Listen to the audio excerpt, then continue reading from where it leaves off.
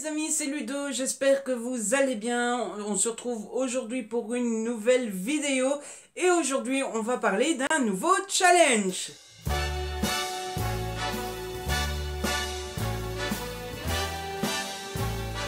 En effet, vous me connaissez maintenant, je ne peux pas m'empêcher de lancer des trucs, de lancer des challenges, de lancer des mois, de lancer plein de choses. Et bien dernièrement, je vous en ai déjà parlé sur les réseaux sociaux, je n'avais qu'une seule envie, c'est de lancer un nouveau mois consacré à un nouveau genre. Et je me suis dit, pourquoi pas au mois d'octobre faire le mois de la Bitlit. Je me suis dit que octobre c'était parfait, c'est Halloween, il fait déjà un peu plus froid, etc. Et donc lire un genre avec des vampires, des loups-garous et compagnie, ça pourrait vraiment être chouette. Et du coup, bah, j'ai décidé de le faire au mois d'octobre. Du coup, je vous propose cette vidéo. Pourquoi? Eh bien, pour vous expliquer le déroulement du mois de la Bitlit, les règles et surtout vous donner ma palle. Et bien voilà, comme il y a pas mal de choses à raconter, je vous propose de ne pas trop traîner avec l'intro et de tout vous expliquer rapidement. Et le plus clairement possible surtout. Donc le mois de la Bitlit, ça se passera quand? Eh bien ça se passera pendant tout le mois d'octobre. Dès le 1er octobre, on fonce tous, on prend tous nos livres consacrés à la Bitlit et on y va.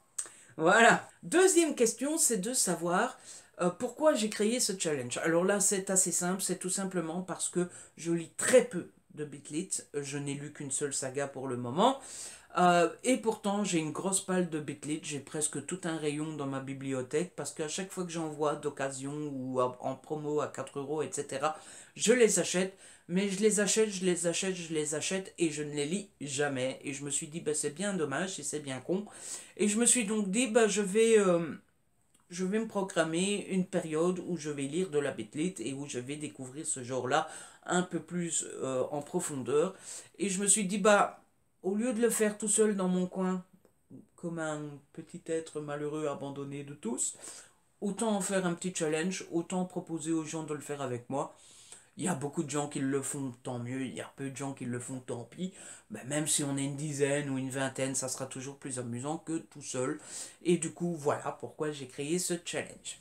Euh, Ça, c'était le plus facile à vous expliquer. Maintenant, on va rentrer un petit peu dans le dur, même si, je vous avoue, il n'y a rien de sorcier.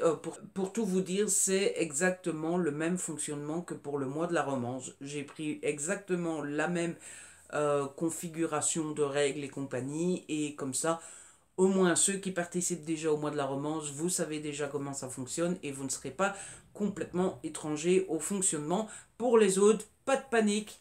Tout le monde a réussi à comprendre les règles du mois de la romance, donc je pense que tout le monde pourra comprendre les règles pour le mois de la Bitlit. Pour commencer, forcément, comme dans tous les challenges, je vous propose différents paliers avec différents nombres de livres qu'il vous faudra lire pendant tout le mois. J'ai fait assez simple, il y a 4 paliers, 4 nombres de livres à lire. Chacun pourra choisir son palier. Comme pour le mois de la romance et comme pour tous les challenges que je fais, j'ai pensé à ceux qui n'ont pas beaucoup de temps ou qui n'aiment pas beaucoup le genre. Et j'ai pensé à ceux qui adorent ça et qui ne lisent que ça. Donc il y a 4 paliers. Pour être dans le thème, j'ai donné à chaque palier le nom d'une créature. Et donc, bah, je crois qu'il est temps de vous les donner. Donc, le premier palier, c'est le palier qui s'appelle Féa. Vous voyez le Féa, F-E-A. Et ce palier-là consiste à lire 2 livres. Je pense que c'est plutôt simple. Ce palier-là, il est fait pour ceux qui n'ont jamais lu de Bitlit, mais qui aimeraient bien essayer, pour ceux qui n'ont pas le temps, pour ceux qui n'aiment pas le genre et compagnie, bref, pour que tout le monde puisse participer, quel que soit son emploi du temps et ses impératifs de la vie privée. Le deuxième palier, c'est le palier sorcière. Il faut lire 6 livres. Ça se complique déjà un petit peu. Le troisième palier, je l'ai appelé loup-garou parce qu'on commence à être dans le cas où il faut déplacer des montagnes puisqu'il va falloir lire 9 livres. Et le quatrième palier, je l'ai appelé vampire parce qu'il va falloir être rapide comme un vampire pour pouvoir lire tout ça, puisqu'il faudra lire 12 livres. On est dans le dur là, hein, n'est-ce pas? Voilà pour les paliers, c'est assez simple, c'est à vous de décider si pendant le mois d'octobre vous avez envie de lire 2, 6, 9 ou 12 Bitlit. Jusque-là, je pense que c'est assez simple et que c'est compréhensible par tous.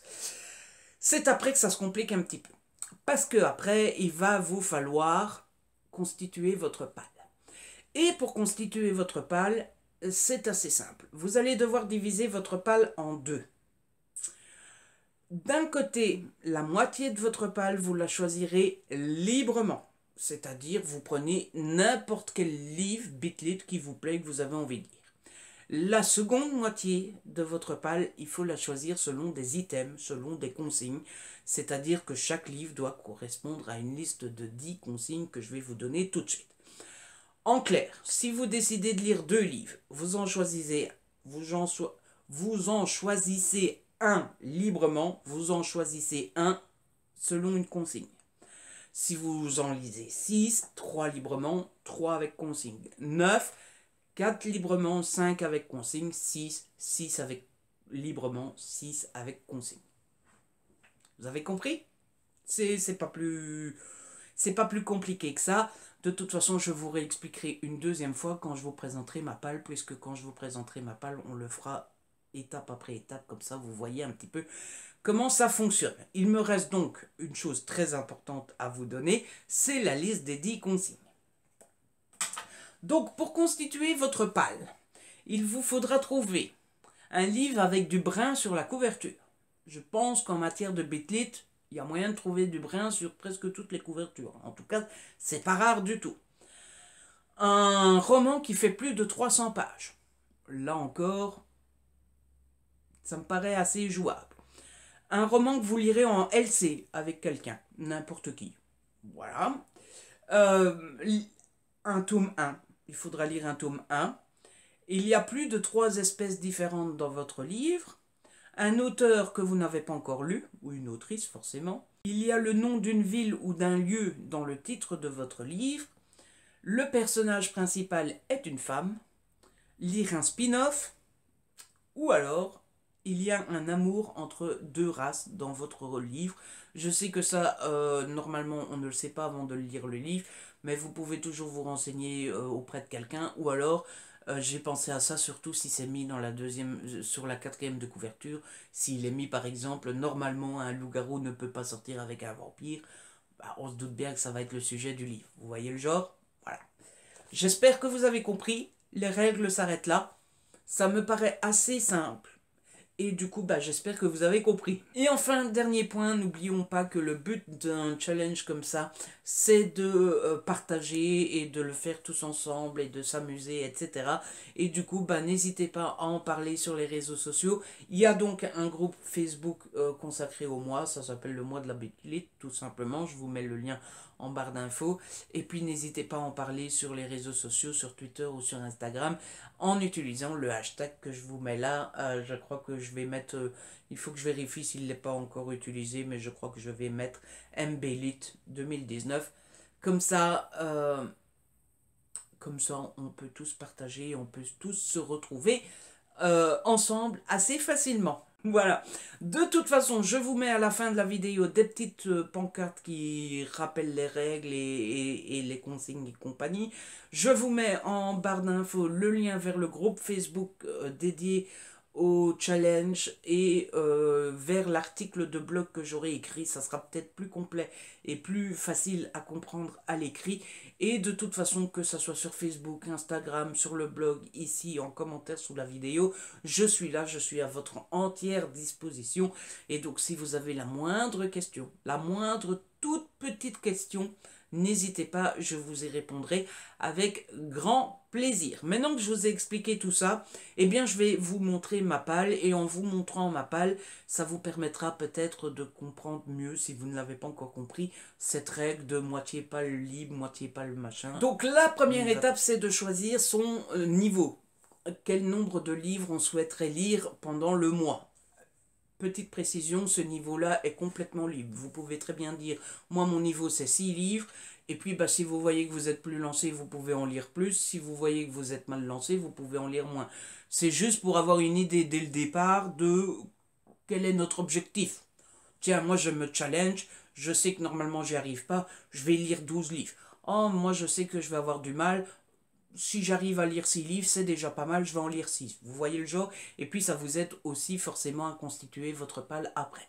Moi, j'ai choisi de prendre le niveau loup-garou, c'est-à-dire de lire 9 livres. Je me suis dit 6 livres, c'est un peu petit bras, et 12 livres, j'y arriverai pas. Si vous me suivez sur YouTube depuis un moment, vous savez que j'ai eu des mois assez chargés niveau lecture là qui arrivent. Et du coup, je me suis dit, ça sert à rien de viser 12 livres et après d'être déçu et de savoir qu'on n'y arrivera pas. Donc voilà, première étape, je l'ai faite, je choisis de lire 9 livres. Deuxième étape, notre palle. Dans mon cas, j'ai choisi le niveau avec 9 livres, je dois donc choisir 4 livres librement.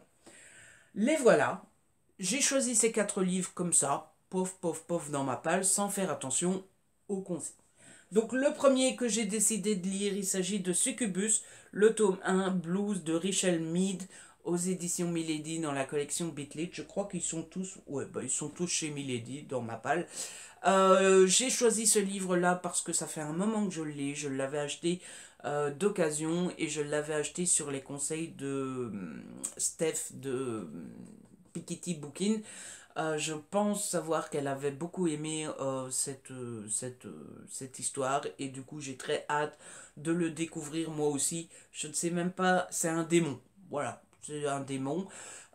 Et le grand point positif de cette saga, c'est que je pense savoir qu'elle est assez courte. Elle est en 4 ou 5 tomes, un truc comme ça, peut-être 6, mais il n'y en a pas 20 en tout cas. Et ça, c'est déjà pas mal. Donc j'ai très envie de lire ce livre-là.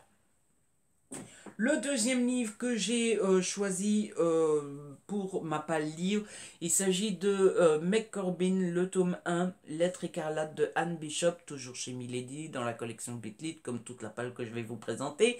Et celui-ci, j'ai très envie de le lire à cause de Steph de Piketty Bookin, qui avait beaucoup aimé aussi, et du coup, bah voilà.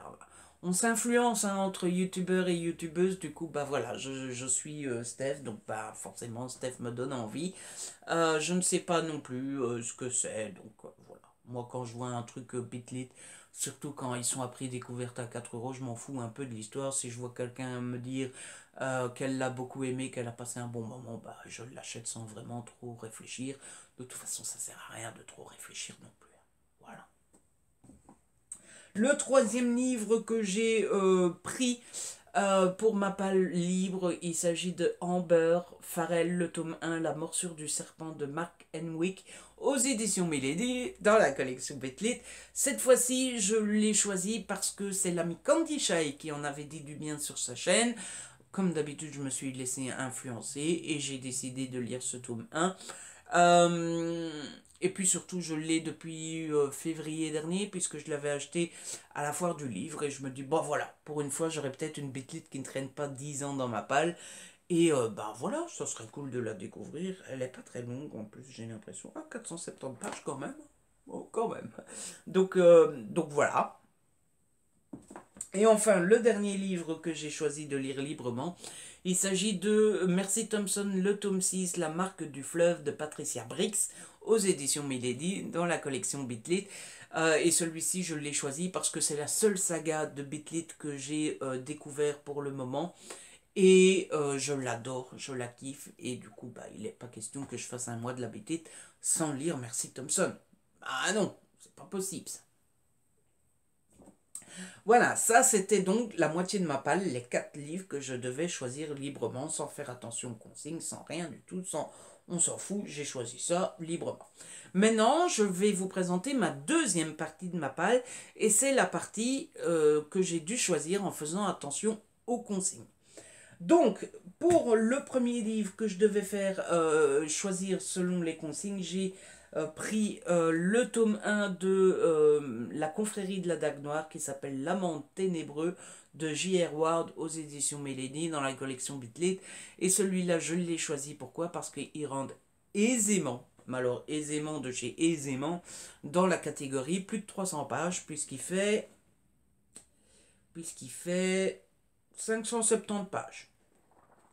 Tranquille, quoi. Voilà. Celui-là, je l'ai choisi parce qu'on l'a vu et revu et revu partout. Tout le monde me l'a conseillé. Je ne sais même pas quels animaux il y a là-dedans. Des vampires. Ah bah voilà, j'aime bien les vampires. Et en plus, il paraît qu'il y a de la fesse là-dedans. Hein? Il paraît que ça... Il paraît que les vampires, c'est des chauds lapins. Hein? Ils ont peut-être le sang-froid, mais ils ont... Hein? Voilà. Le second livre que j'ai choisi selon les consignes, j'ai choisi La Meute du Phénix, le tome 1, Trey Coleman, aux éditions Milady, dans la collection Bitlit. Et celui-là, je l'ai choisi parce qu'il y a du brun sur la couverture et surtout parce qu'il est temps de le découvrir. Ça fait un moment qu'il est dans ma palle. Il y a le sous derrière, je l'ai acheté en 2017 à la foire du livre. Donc, eh ben, écoutez, on va dire que vaut mieux tard ou jamais. Voilà. Et ici, par contre, c'est des loups-garous, je pense, donc j'ai vraiment hâte. C'est une des sagas qui me donne le plus envie en Bitlit, donc j'ai vraiment hâte de tester. Et je suis vraiment curieux de voir ce que ça va donner et de voir si j'aime bien. Le troisième livre que j'ai dû choisir selon les consignes, il s'agit de Vampire Nation, le tome 1, Riker de Larry Sion, aux éditions Milady, dans la collection Bitlit. Et celui-là, je l'ai choisi. Pourquoi? Parce que je vais le lire en LC avec l'ami Candy Shy. Du coup, bah voilà, non seulement je découvre une nouvelle Bitlit, en plus je vais m'amuser comme un petit fou parce que c'est une LC avec quelqu'un que j'aime beaucoup, mais en plus ça correspond à une consigne. Que demande le peuple? Je vous le demande. Le quatrième livre que j'ai dû choisir selon une consigne, c'est Psy Changeling, le tome 1, Esclave d'essence de Nalini Singh, aux éditions Milady, dans la collection Bitlit. On s'amuse! Et celui-ci, je l'ai choisi tout simplement parce que c'est un tome 1 et qu'il y a comme consigne lire un tome 1. Donc voilà, elle est pas belle la vie. Je ne sais absolument pas c'est quoi les bestioles, je crois que c'est les psys. Mais qu'est-ce qu'un psy? Quels sont leurs pouvoirs, quels sont leurs talents, etc. Je n'en sais strictement rien. Tout le monde m'avait conseillé cette saga-là aussi. Par contre, celle-ci, elle est déjà longue. Hein. Je pense qu'il y a déjà 15 ou 20 tomes, un truc comme ça. Mais il me semble qu'elle a bonne presse. Et du coup, voilà, je suis vraiment très, très, très curieux de découvrir ce que ça donne.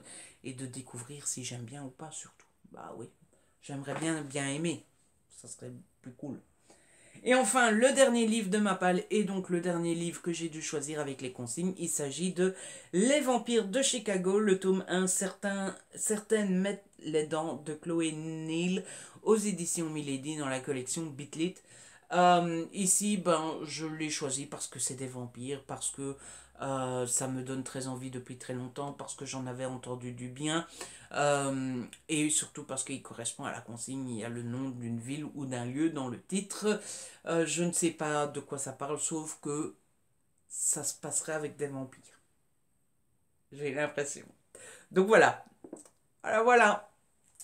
Et ben voilà les amis, c'est comme ça que se termine cette vidéo. J'espère que je vous ai tout expliqué et tout bien clairement exposé, les règles, le fonctionnement, etc. J'espère que le challenge vous plaît, que l'idée de lire de la Bitlit tous ensemble vous plaît, que vous allez être enthousiaste, etc. Mais en tout cas, je me dis que c'est bien plus sympa de faire un challenge, de le faire tous ensemble, etc. que de le faire moi-même dans mon coin. C'est pour ça que je me suis lancé dans ce challenge, tout simplement. Si vous avez aimé cette vidéo, n'hésitez pas à la liker, à la partager, n'hésitez pas à me laisser un petit commentaire, posez-moi toutes les questions qui vous sembleraient utiles, et puis n'hésitez pas à commenter ma palle pour me dire si vous aimez ces livres-là ou pas. Si ce n'est pas encore fait, abonnez-vous, c'est gratuit et ça fait plaisir. On se retrouve très vite pour une nouvelle vidéo. D'ici là, prenez soin de vous et de ceux que vous aimez.